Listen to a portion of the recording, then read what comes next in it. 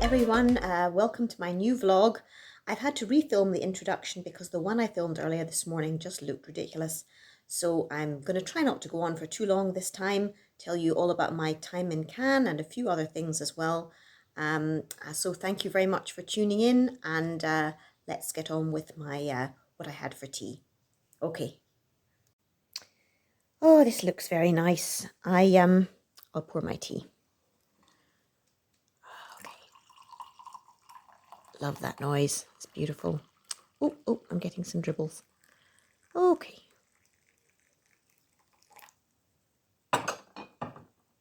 This is one of my new mugs from the Cannes Film Festival this year. It's a lovely neon pink colour, which I love. And there's another mug that I got as well because it really cheers me up in the morning, you know, on a cold winter's morning here in the UK.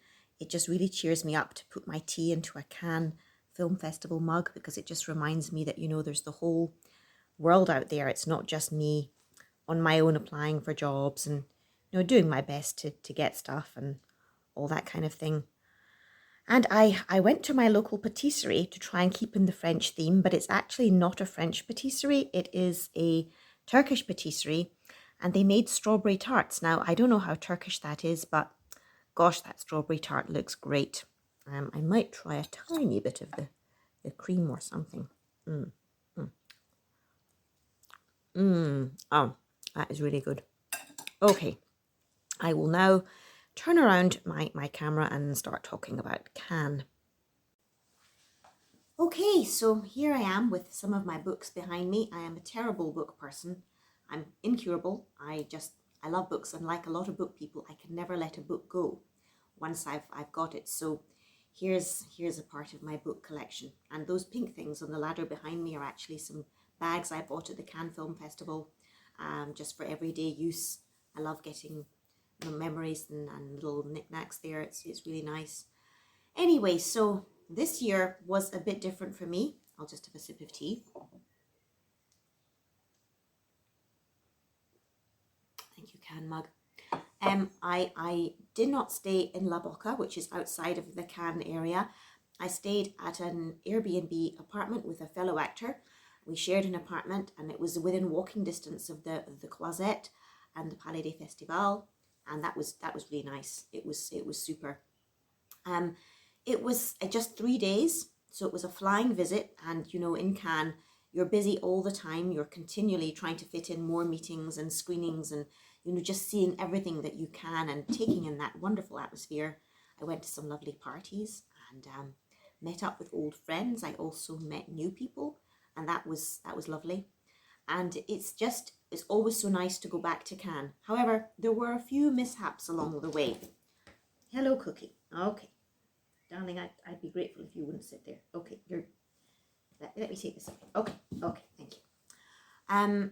I love him, but he's not too keen on me doing this vlog. Okay, so I was going to Cannes with my friend. I stayed at her house the night before we flew because it was a very early flight, and her husband was giving us a lift to the airport. Really kind of him. And I planned that I was going to wear these white lace espadrilles in Cannes. They were very lightweight and rather pretty, and they just gave me a feeling of the French Riviera, and I was really pleased with them. So my friend was about to come and pick me up to go to her house, and I'd got changed into my sort of traveling outfit for that evening to go to her house, and I put on my white lace espadrilles, and I sat like on my sofa just right there to have a cup of tea before she arrived. And I think I was very tired. I was very, very tired from planning all the stuff I was taking with me. You know, your outfits are always a big thing. I planned them all. I packed it all. I was worried I was overweight in my case, and I had to pay extra, but hey, it doesn't matter. Anyway, so I made myself a cup of tea. I sat on my couch there waiting for my friend, and something distracted me, and I put my mug of tea down on the table, and for some reason I misjudged where the table was, and the tea went all over my new white lace espadrilles. And one of them was pretty clear, but the other one had gone all yellow with the tea, so I couldn't wear them anymore. And I was kind of disappointed. I just thought, oh, please don't let this be a sort of omen for Cannes this year. It's so disappointing. I mean, I'd had them on literally for about 6 minutes before the tea spilled on them. And I'm normally a careful person. I do not misplace things or knock things over or anything.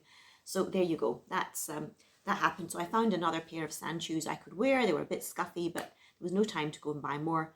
And so they were okay. They were fine. My friend picked me up. I didn't mention to her about the white lace espadrilles because I just thought I don't want to be a bummer. You know, it's so much important to us to be going to Cannes and for it to work. Anyway, so I didn't mention it. We went to her house. We had a lovely evening. Went to bed early. We got up the next day. Her husband drove us to the airport with our bags. I got a little bit stressed at Stansted Airport because I didn't realise that I couldn't print off my boarding pass. I've always done that in the past, but basically you just need a screenshot of your ticket to fly with Ryanair. That's a more budget airline.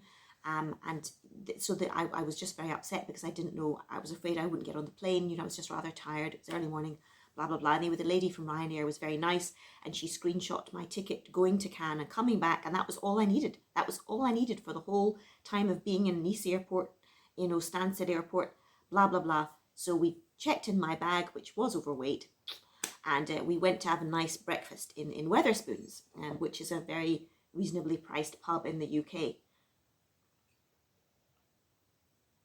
I ordered a cooked breakfast. We were chatting away, my friend and I. We had so much to catch up on, and we were excited to be going to Cannes. And so we waited for a bit, and we were really good time. And then my friend said, "I'll just go and check what gate we're to go to for the flights." And I was like, "Great, fantastic." She went away and she got the gate, and we made our way over to the gate. And we were going down this long terminal place to get to our gate at Stansted Airport, and there was like no one there at the gate, which is really weird because going to Cannes, normally the plane is completely choked with people. They often have to take people off the flight. We had a feeling we were in the wrong place, and indeed we were. It was a flight to Nice going from that gate, but it wasn't our flight, and for some reason it wasn't busy.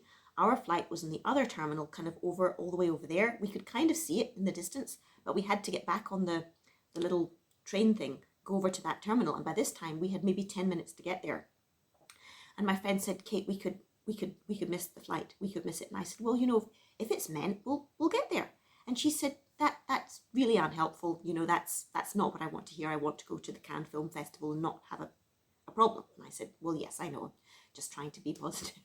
Anyway, we raced onto the train, raced up the terminal. We ran, because of course it was the last gate on the terminal. And we got there, and there was 5 minutes before they were going to close the gate. The lady scanned our stuff. She said, "Calm down, you're okay, you're getting on the plane." So I thought, whew. But this was now the second time that something had kind of seemed like a bummer. And I thought, oh God, as I still hadn't said anything about my shoes. And we got on the flight, and it was really fine. It was okay. We got off at Nice, got to our apartment, and it was a little bit difficult to find, but then we did find it, and it was near the Protestant church in Cannes. It was fairly near to the place where you go up to the Castro, up the hill, and I would often go past the Protestant church on the bus when I would take the bus out to La Boca to stay at the hotels I normally stay at. So it was kind of familiar. Cannes is like that. When you've been there before, you keep seeing bits of it that are kind of familiar to you from other ways, other experiences. But then this year it's sort of different. And you see another little bit of Cannes. And so we got into the apartment, got changed, went and got our badges. That was the same as usual. You have to go to collect your badge, your accreditation, in order to be able to be allowed into anything, really. And so we got our badges. And I believe that first night we set off to a party. It was a party hosted in a bar in Cannes by a British filmmaker whom we didn't know. He was a lovely young man. I think he was called Ed. But basically, if you went there and you showed your badge, they just let you in. And it was in a bar, you had to pay for drinks. Actually, we got our drinks free because we weren't drinking alcohol, and I had to wait quite a long time for our drinks in the queue. And I was very polite, so the barman just said, "It's okay, you don't have to pay." So that was a good thing. And this is so typical of the Cannes Film Festival. Literally within a minute, we'd bumped into several people that we knew from the UK, and then I met someone else. Then we went a little further into the party and we're having our drink and chatting and everything. And I turned around and I saw my friend Roman, who lives in America. And I had a period when I was going to film festivals with my Hope UK films that I kept bumping into Roman. I saw him in New York, in Milan, in Madrid, I think, and Nice, and then in Broadstairs in the UK. And we looked at each other and went, oh my goodness, it's you again? And it was so nice to meet up with him. And he was selling a TV series there, which he did sell, actually, and that was fantastic. And I introduced him to my friend, and we had a nice evening chatting, and it was kind of a noisy party. I mean, it was a bit noisy, but everyone was so excited to be there, and it was full of the buzz. And so, yeah, we'd got up at 4 o'clock that morning, got to bed about 10:30, midnight. And so but you know, the adrenaline was carrying us through. And I would say that that was kind of the end of the mishaps in Cannes, you know, so I was quite grateful because I am a superstitious person, and when things start to look a bit oogie, they tend to get worse. Though maybe that's just my belief. We had a marvelous time. We saw posters for films that my friend Nikki is in about the Poohniverse and Winnie the Pooh 2 from Jagged Edge Films, Jagged Edge Film Productions. They have a whole stand at Cannes. I've done many movies with Jagged Edge, though I wasn't in Winnie the Pooh or Winnie the Pooh 2, but it was thrilling to see how successful that those movies are being and have our pictures taken. And then we bumped into more friends, and oh, what can I remember? We were invited to the premiere of Santosh, which was an official competition, I think, in Un Certain Regard. And we were also invited to the after party for Santosh, which was at a beautiful villa in Cannes. Cookie, honey, please don't do that. Okay, he's just going to ignore me anyway. I'm going to have a sip of tea.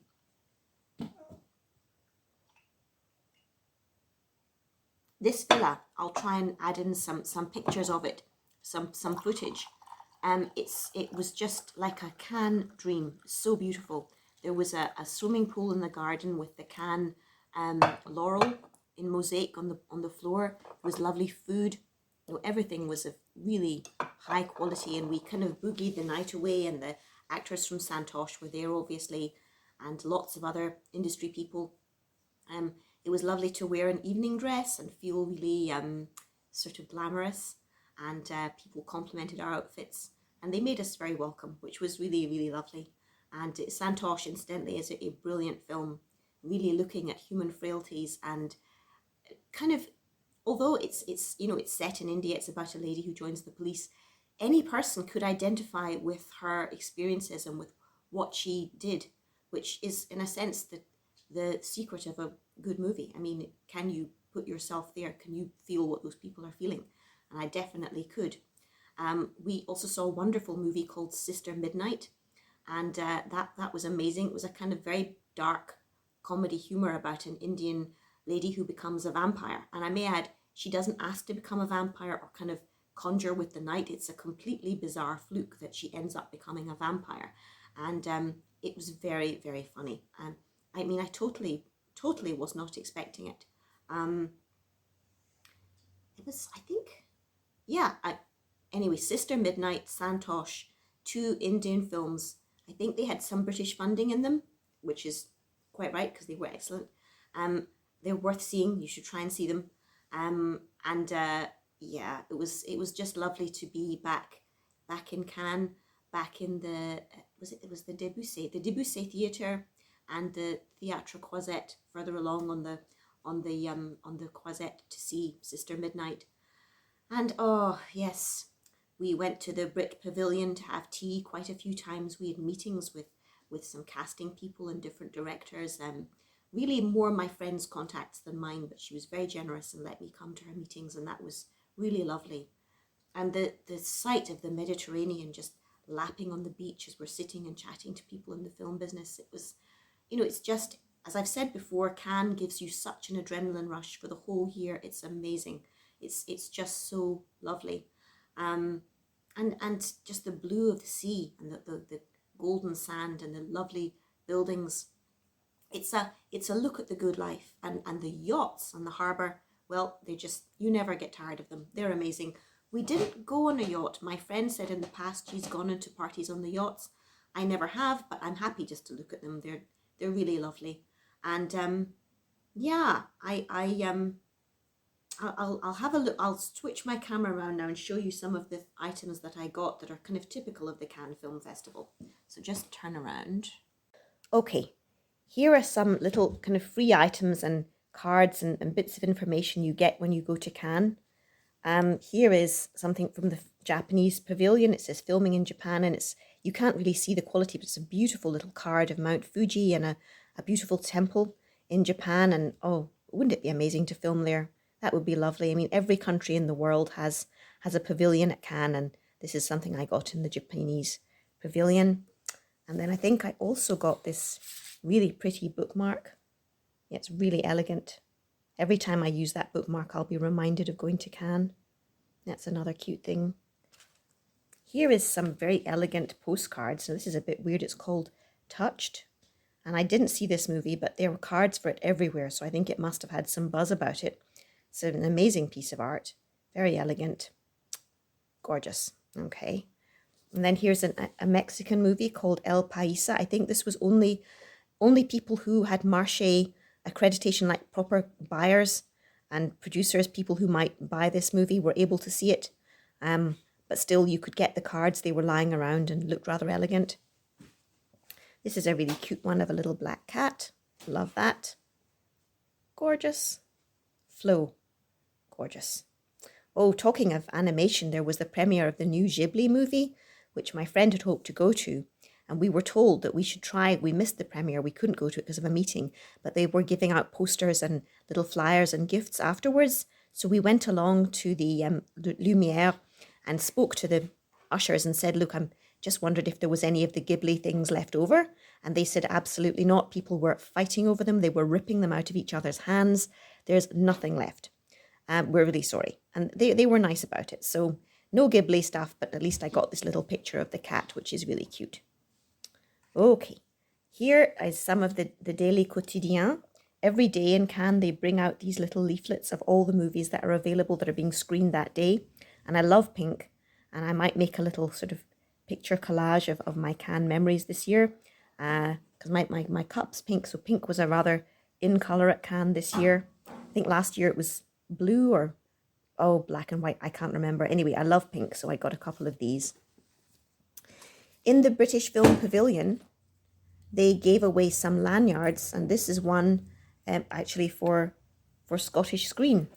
I think Scottish Screen, Screen Alba, which is lovely. So I got that. Again, pink. I love that. And then this is amazing. Looking at this poster, you could frame this. It's for a movie, Mavra. Mavra is Eastern European. It just looks really dramatic and cool. And I think this was the previous poster for Mavra, which is, a bit more of appealing to, I think, children, to young people.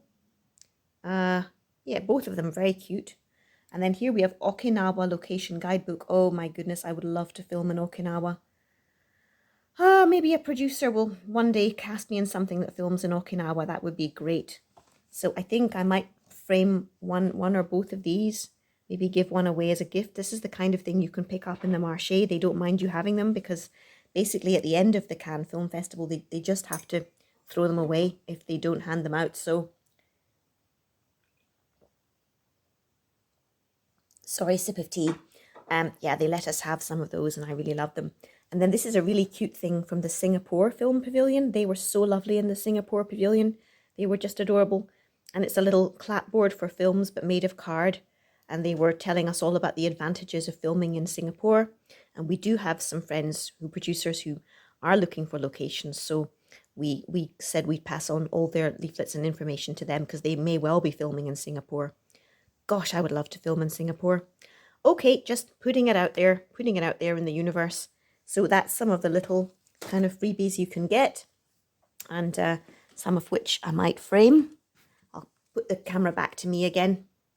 I'm trying to think of other things I could just mention before I finish up my vlog.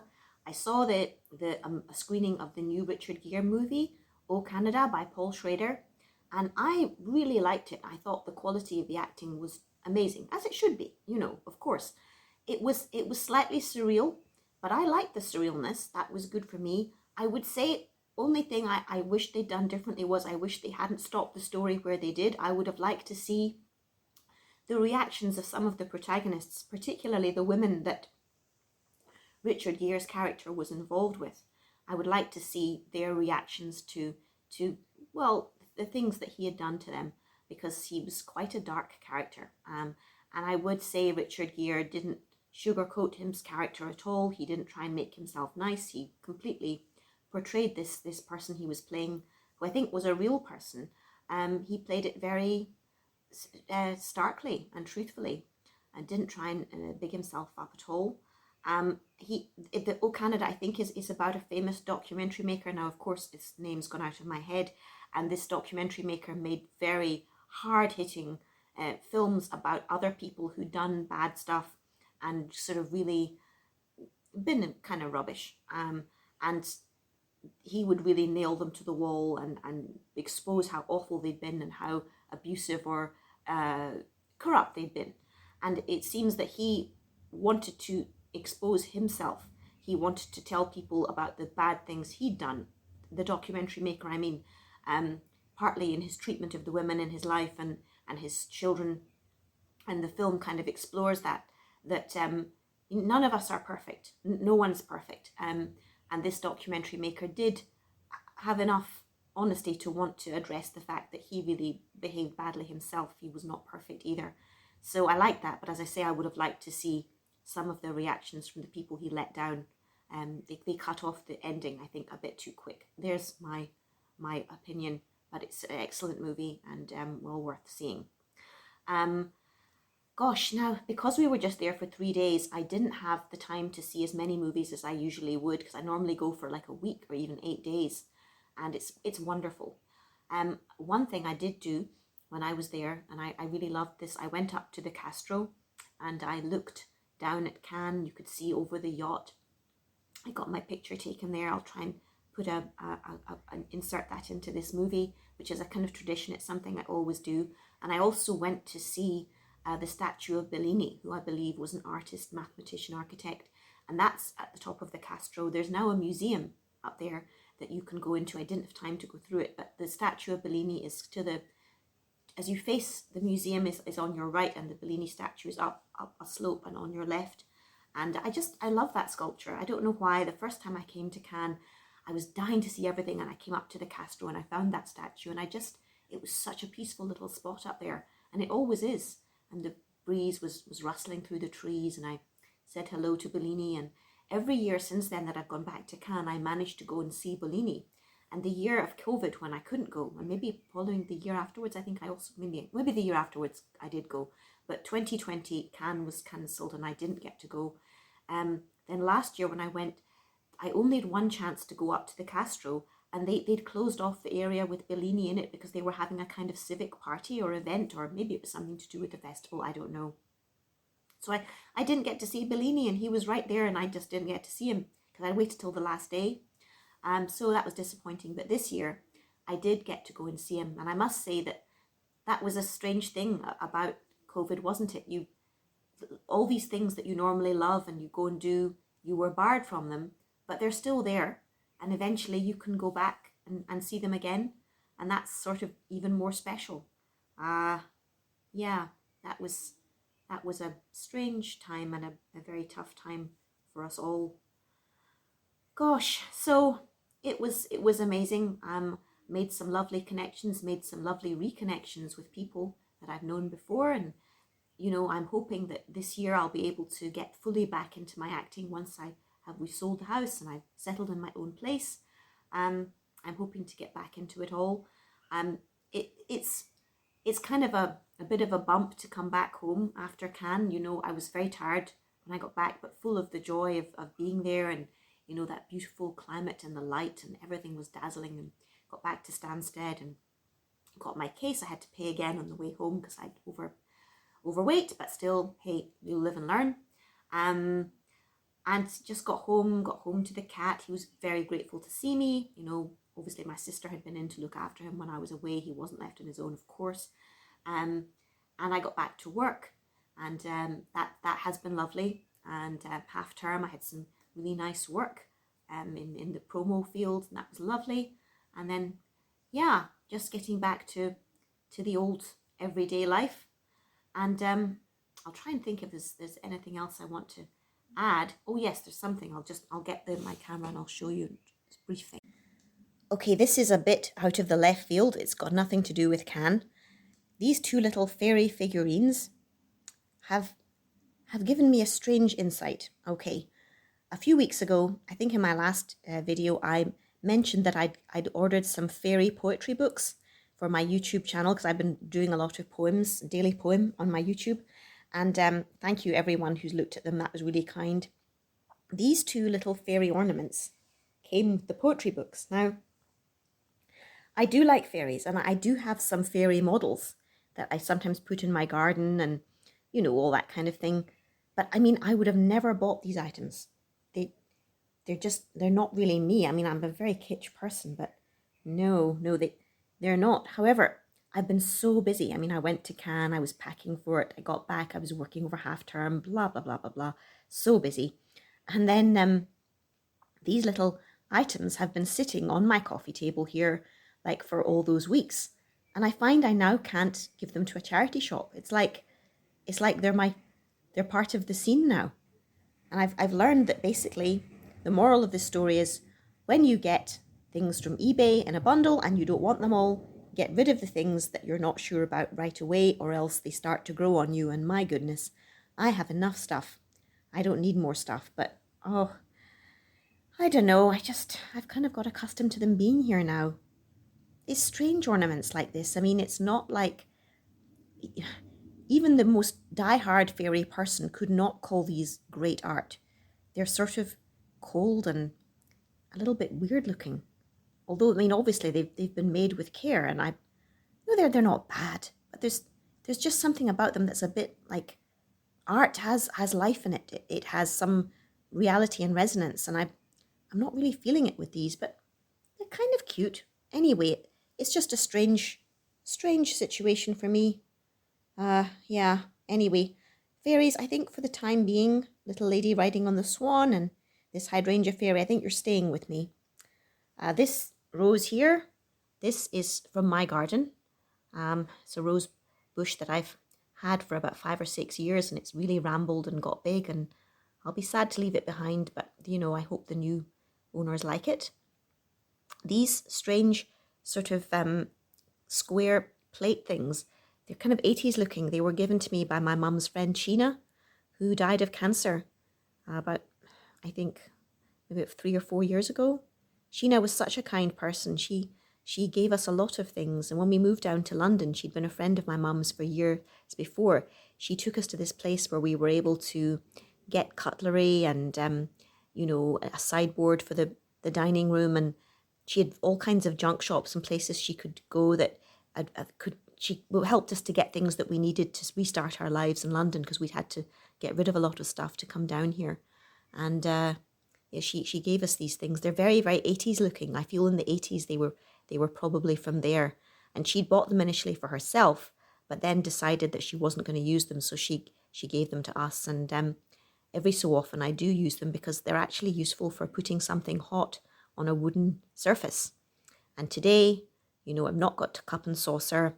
This is, I think, a Wedgwood teapot. I think it's 1960s Wedgwood teapot. And a little jug from a charity shop. And then this is also that plate. Now, bizarrely, this plate with the little butterflies on it and the moon, that also was from Sheena, and it's a Wedgwood plate. So, yeah, it's all the Wedgwood today, totally mismatched. And my rose and my funny little fairy friends. This delicious strawberry tart, which I am dying to tuck into. And that's where I am today. Let's turn the camera around again. Yes, that's where I am today, just waiting for the house move to go through and pack up and you know, move not too far away, but onto a new start, which for me will be really good. I'm now looking behind me at some of the things on the shelf and thinking that they aren't very pretty. Let's see, on that shelf a while ago when I was selling the house, I really cleared out these bookshelves and didn't have any kind of going across the top on top of the vertical books. And now we've sold, we think hopefully we've sold. I've started sort of just slotting them in again. I just love books. I love the worlds that they take me into. I love the information that they give me. I don't know how some people have no books in their house. Now, obviously they have a more elegant house than me because they can have more bare walls, and bare walls are very, very soothing and lovely to look at. But I don't know, I'm just a book person. In a tiny bit of my defense, Some of these books belong to my dad and some belong to my mum. There may even be some of my sister's books here. I can't get rid of them. I need to find a place to move, wherever I move to, that I will be able to put up my books somewhere. I mean, in London, it was amazing that we had this house with quite high ceilings and the ability to put the majority of our books on this one wall. Apparently when people were coming around to look at the house, a lot of them really didn't like the house because they didn't like our books. They found it a bit weird. But I think that the people who are hopefully going to move in, they do like the bookshelves and they want them. So that's good. They're pleased to have the bookcases. They are good bookcases. I did ask them if they wanted me to unscrew them and take them away. And they said no, they wanted them. So there you go. One set of book people to another set of book people. That's good. One thing I find about moving houses, I don't like to waste things. I know people have to throw things away and get rid of stuff, which is fine, you know, but I hate waste, you know. So if they'd been going to move in here and just put these in a skip, obviously I'd have rather taken them with me, but that's not happened. So I will have to look for new bookcases. That's okay. Yeah. Oh gosh. Well, I hope this vlog hasn't been too long. I think it's shorter than my previous vlogs. I do feel my last one went on too long. I may think of some more things to add before I put it up. But thank you very, very much for watching. Today I have 710 subscribers on my YouTube, which is a big change. For a long time I was at 696. And you know, that was great too. I mean, when I started this journey, I had 13 regular subscribers, you know, because for a long... Hi again. I'm going to just quickly say goodbye because my phone's running out of space and I don't know when it's going to cut off again. So apologies if that cut off in a weird way before. I'm not sure where it went to. Yes, I need to do a big clear out of my phone and I will. Oh, is that the right bit of the camera to look at? Okay. Anyway, thank you so much for watching. Thank you for supporting me. And if you like this video and you've not subscribed, please like and subscribe if possible. And I will see you soon. Goodbye and have a lovely weekend, a lovely week ahead. Okay, now I'm going to try to have a proper bit of my pie. Ooh, ooh. That's so delicious. Yummy. I